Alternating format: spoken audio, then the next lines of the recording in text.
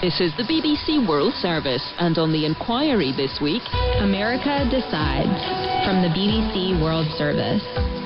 The US presidential election looms, and polls are predicting a clear win for opposition candidate Joe Biden. But are they accurate?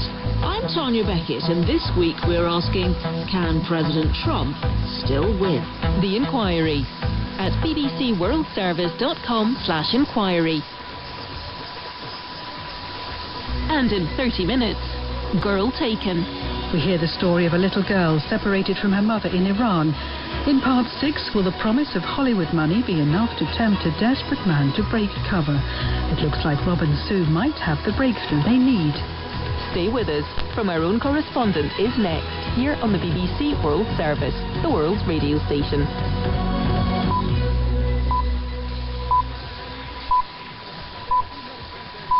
On From Our Own Correspondent after the bulletin, on the streets of Lagos, the voice of youth in revolt. Protesters held up signs that read "Enough is enough" and chanted slogans like "Solidarity Forever" and "Sorosoke," which means "speak up" in the Yoruba language. The phrase has come to define these protests and perhaps even this generation, Gen Z, the ones who will not be silenced. In Santiago, Concepcion and Antofagasta, why people voted to draft a new constitution. Chile's a pressure cooker. She fumes to me, filled with class discrimination, institutionalized inequality, racism and xenophobia. And the only story in town, usually. To think we began 2020 supposing the US presidential election would be the foremost news event of the year. The story that would monopolize our journalistic attention. All that coming up on From Our Own Correspondent with me, Pascal Harter, after this bulletin of BBC World News. Hello, I'm David Harper with the BBC News. England is to go into a second coronavirus lockdown for a month from Thursday.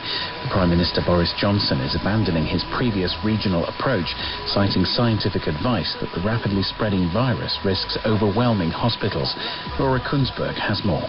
The government hopes that there is a way out of this at the end of a 4-week period, which is, they hope, a dramatic acceleration in mass testing. Now, since the first lockdown, rapid tests have been developed. They do now exist.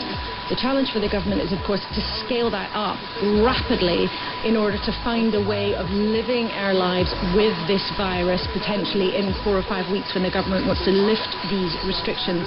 But I have to say the political environment is much more fractious, much tougher for the Prime Minister than when this all developed the first time round. Northern Ireland and Wales are already in partial lockdowns. Scotland will tighten its restrictions from Monday. The number of people who have died from COVID-19 in the United States has now exceeded 230,000. Health experts say that with colder weather on its way and events moving indoors, the US has not seen the worst pandemic yet. Infections are rising in 47 states, and 16 are at an all-time high. With 3 days to go until Election Day, Trump and Joe Biden are vying to sway the few undecided voters in crucial states. This year's presidential election is on course for a record turnout. A record 90 million Americans have bypassed early ballots to vote.